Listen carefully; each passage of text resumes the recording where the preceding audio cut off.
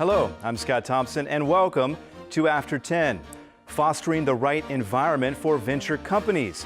That's one of the goals of the Park Geun-hye administration as it aims to kickstart a creative economy.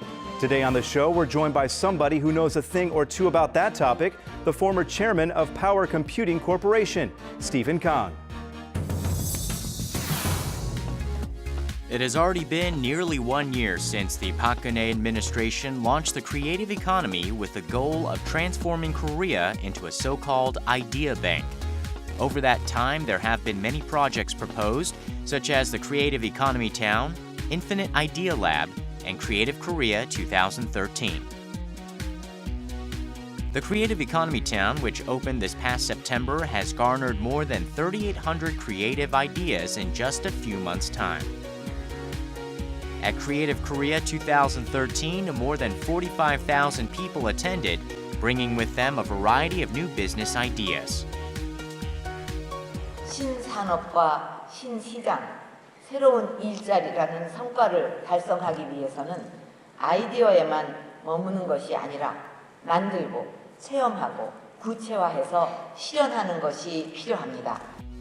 After immigrating to the United States at the age of 17, Stephen Kahng went on to found Power Computing Corporation. It was the first company to create Macintosh-compatible computers and grew exponentially in a short period of time. Today on After 10, the president of the Kang Foundation, Stephen Kahng, joins us to talk about how Korea can succeed in the world of venture companies. Mr. Kahng, thank you very much for being on the program. My pleasure. Thanks for having me here today. Now, I know it's been a little while since you were last in Korea. Tell us about what brought you here this time. I was invited by the Ministry of Science, ICT, and Future Planning to come and speak at the Creative Korea Expo. And tell us a little bit then about Creative Korea 2013. Yeah, Creative Korea basically allowed many companies, close to 100 small companies, to set up their technology, show their technology and services and the products so that they have more exposure to outside, including some other vendors and partners, and especially investors who are willing to invest in small companies. This is a networking opportunity for these companies to meet people from the rest of the world, right? That's correct. I mean, those companies are, smaller companies, fairly started by young people. They need a networking capability. So also, several of us came from America to give a lecture on how to start successful companies. We gave many different advice on them on how to start a company, which many of them may not understand it completely. And you were one of those people, as you mentioned there. You gave a speech. What advice did you give to the people who were Well, listening? basically, my speech was two-part. One is I showed my experiences as an entrepreneur. And second is I gave them guidances, what to do and not to do to start a successful company. And what would have been the takeaway, I suppose, from that speech for the people who were there? Basically, startup is not easy thing to do, but if you come over hardships, it's worthwhile. If you try, eventually you'll be very successful. Let's talk about you yourself. Very successful, we can all say. You founded a company in the U.S. called Power Computing Corporation. If you would, tell us a little bit about that company, and some might also like to know what the secret to your success is. Well, I started my company initially to do something different than what I ended up to. That's usually the case in most startup company. Business plan, when you write first time, doesn't work out. So I sold my last company, made some money, so I invest my own several $1 million to start this Power Computing Corporation. I almost ran out of money. However, I ran into Mr. Peel from Alibaba Corporation. Without the business plan, he gave me $5 million to start the company. But more important than that is that he also contacted Apple Computer, was able to secure the first license to use Apple's technology. And you sold the company to Apple in 1999, correct? Correct. You mentioned the hardships that you encountered early on in the process there. What lessons did you learn from that experience that perhaps you now are passing on to people who are looking to start startups? Yeah, basically, there are several things I learned. Some I did it correctly, but some I didn't. First of all, business plan, no matter how well you write, when you start the business, it's going to be a lot different. Things will take a lot longer and more expensive than you planned. So you have to raise as much money as possible, as quickly as possible. People are willing to give you money when you do not need it. A lot of people who are very successful think that my business is doing so well, why raise money? But that's when you need to raise money. When your business is not doing well, then nobody's willing to give the money. So if you have a good team and a lot of capital, even if you have a lot of difficulties, eventually you will succeed. Right now, currently looking at the environment in Silicon Valley, what sort of presence do Korean companies have there right now? Korean companies, basically, there are two kinds of Korean companies. One is Korean American companies, maybe around a dozen companies, startup companies in the Valley. Also, there are about 20 Korean companies who have offices in Silicon Valley. And those companies, how are they doing? And looking at the environment there, what do Korean companies need to do to be successful there? Is it any different from what other companies from other nations have to do? Yeah, there are some differences. When Korean companies come to America, they have difficulty in language, culture, and they lack the networking and connection. So they could be much more successful if they were able to hire the right kind of people. Also, America is a much bigger company, so they require a lot more capital than they do in Korea. More importantly, they need to find the right partner. You can get the money, but you need what they call smart money. You need to find a good venture capitalist who not only give you the capital, but also help you succeed. I was fortunate enough to be funded by two of the top venture capitalists. Basically, if you look at the success of Google, Yahoo, Amazon, and Facebook, 3 or 4 companies did most of the big deals. So finding the right kind of venture capitalists who can guide you to be successful, who can help you build a team, that's very important. Maybe may of course be easier said than done. How do you go about doing that, finding the right people to put around you? Basically, you have to have a lot of contact, and then you have a business plan, which you can convince them to invest a lot of money on you. You met with President Park Geun-hye back in May, if I'm not mistaken. Yeah. What did the two of you talk about? President Park gave us clear vision of taking Korea from manufacturing society into creative economy. I was very impressed by her vision and dedication to make this successful. So basically, I was talking to her about 2 issues. One is that how to globalize Korean companies. Right now, as you know, Korea has one of the best internet infrastructure, best telecommunication, but more importantly, Korean people adopt new technology actually sooner than American people. Korea can be a good test bed for new technology. However, Korean market is not as big, and the company grow only a certain level. So American venture capitalists are not willing to invest in Korea because if you are successful, return is not that great. Koreans can work in different part of Asia, but China, Japan, but there are some political issues. So they should really come to America, build the American company, hire the best people in the Valley, and get the investment from large venture capitalists who have done successful startups in the past. They need some help. Some friend of mine told me that, as you know, the Korean soccer team, Mr. Hiddink, was instrumental bringing up the Korean soccer to a successful program. Some Korean company needs some help who understand how to build a company, who have all the contact they need, who can help you build a management team. And then I'm willing to help some Korean company introduce the right kind of venture capital company who can do that. And President Park, her response to your advice, was she receptive? Well, she was very receptive, yes. She was very tired from a trip to Washington. Night before, she was in Washington, gave a speech at the United States Congress, and came over. But she was fully awake and alert, and she remembered everything everybody said. So I was very impressed. You mentioned that these venture companies they need help. They need help to expand and Right. Become bigger and reach the global market. Right. What sorts of policies? What sorts of government help can the government give to these companies? Of course, there are a lot of things government can do. In America, as you know, smart people go to small companies, not the big companies. It's based on stock options. Stock option tax system and regulations are much more difficult in Korea. So government can change the policies to make it easy for companies to give stock options. For example, when Google is successful, more than 1,000 people made a fortune out of Google.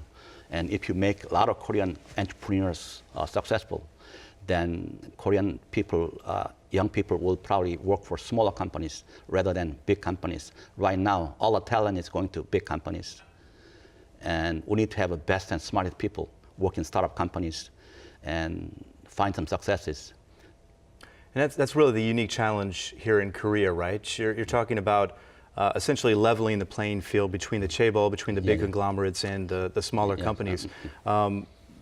How, I suppose, do you do that in the long run? We're still in the very infant stages, of course, but in the long run, how do you do that? Well, if you show some success, if you build a startup company to multi-billion-dollar companies and make 100 people wealthy, then Koreans are very quick movers. So I'm sure they'll follow, and you'll see many more successes. Second thing I spoke to President was that Korean education system is envy of the world. As you know, Mr. Obama thinks very highly of the Korean education system. This Korean education system helped build Korea as is today. However, it is not good for creative economy because Korean young people don't have any time to do free thinking. I think there should be some policy changes in Korea to have young people have more time to do creative thinking. So that's the second issue I spoke with the president. As you said, things tend to change very quickly in this country. From what you see thus far from the Park Geun-hye administration in terms of the creative economy and supporting these startups, are they on the right track? Are they going the right direction? Oh, of course, they are doing the right track. Of course, it's not easy to turn things around, but they are doing everything they can to help the small companies succeed. They have set some venture fund to help the small companies get started. They're creating conferences like Creative Economy 2013 to help and teach young people how to be successful. And ideally, if you were to look at the situation down the line, what does I guess complete success look like in this push? What do the benefits look like in the long run if this does all pan out the way that it looks like it Basically, should? a large company has been the foundation for Korean success. However, large companies does not create that many jobs. Young people need the jobs, just like everywhere in the world. A lot of college graduates need the jobs. To create the jobs, it'll depend on small and medium-sized company. Creative economy, if it's success, will find hundreds of thousands of jobs for younger people.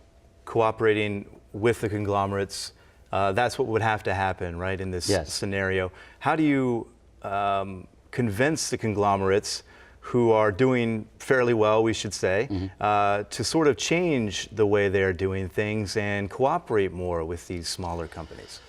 Yeah, that's basically you have to convince them. If a lot of small companies are successful, in the long run, they'll benefit from the smaller companies. Google, for example, encourages their best people to leave the company, to start their own. Google even fund those companies to start. And then later on, if Google feels that it's the right time to buy, they will buy on a premium. So you have a lot of flexibility. It didn't happen before in America too, but recently that's a phenomenon. And I'm sure large corporations in this country will learn the lesson, and then that will benefit for them in the long run. Talk about that idea a little bit. It sounds illogical, right? Your best people, you're basically saying it's okay, leave the company. How does that work in the long run? How does that help your company? Large company end up buying the smaller company. If it was in the structure of a large company, innovation is not difficult to happen. But if the bright people go outside, with some funding from the large company, they can develop a technology much better than in-house. In-house, they have different priorities, so they cannot focus the effort on the new ideas. New ideas are very risky. So big companies are not willing to take risk. But if their people go outside, take a risk, develop new technologies, large company can buy the technology and the people back when they want it. Is that something you see eventually happening in Korea? I'm sure it'll happen eventually. But in Korea, if one thing successful, whole country follows. So all we have to show is a few big success, then I think country will transform. You talk about a couple of the unique challenges here, one being the dominance of the chaebol, the other the education system. What are some of the unique challenges when you look at Korea as it tries to move in this direction? What are some of the other unique challenges that the country has? Korean venture capitalist doesn't want to take a big risk, so they invest on more larger company. When company have to develop a lot of risk out, that's when they invest. But you need more investment when the companies are very small. Also, they are anxious to get out very quickly. We need to build an ecosystem for high tech, from startup to incubation and growth, and then exit. And once you exit, then with the capital, you can start a new company. So once you build an efficient ecosystem, I think it'll help a lot of other companies be successful. Anybody listening to this right now who is maybe thinking about creating a startup here in Korea, you mentioned the advice that you gave to the people who came to Creative Korea 2013. What advice would you give to the people listening right now if they're thinking about taking that risk? What would you tell them? Yeah, basically, startup company is very hard. However, it's worth it in the end. So you have to overcome a lot of difficulties. And as I mentioned, you need a lot of capital. Also, you need to build a team earlier on, because you cannot do it by yourself. You need a lot of other good people to work with you. You have to share the company more generously with the people. You have to raise a lot of capital, and you need to find a good partner who can help you. Is there a particular sector that interests you when you look at Korea? Hardware, of course, is the strength. What are some other areas that interest you? Basically, I understand internet and communication, wireless area are Korea's strengths, so that's the area which I can help. And you talk about helping. You've said that you would like to help a startup from Korea turn into the second Samsung. Tell us a little bit about this goal. Well, I'm sure there are a lot of talented people in Korea, so Korean company can be a global company like Google or Samsung. Everybody started from very small, so with the right guidance, with hard work, that can happen. But they have to do a better job globalizing their company, globalizing technology, bring the technology early to the United States, and get the right help, build the right team, and raise a lot of capital to be successful. You talked about it at Creative Korea 2013. These venture capitalists were looking for investments, looking for networking. You're someone that they would probably like to network with, I would imagine. You're meeting with these people. What sorts of ideas are you getting from them, and what's impressing you? A lot of ideas. However, most ideas are not scalable. Venture capital is not interested in building a company which will be a few $1 million revenue in the future. And they don't call this success in Silicon Valley. You have to either hit a home run or nothing. So you have to be able to convince them you are building a company which will be a worldwide company and create billions of dollars worth of revenue in the near future. So the idea being that there's a company out there, you maybe like their idea, you're going to help them move down the road. Yes, just few companies, because I have limited time. So if company has potential, I'm willing to help them to make the right connection in Silicon Valley.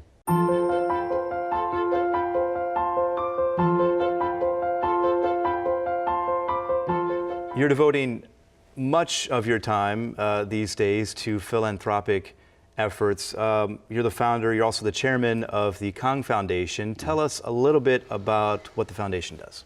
Well, basically, I was fortunate enough to create American dream, so I want to return my small wealth to the society.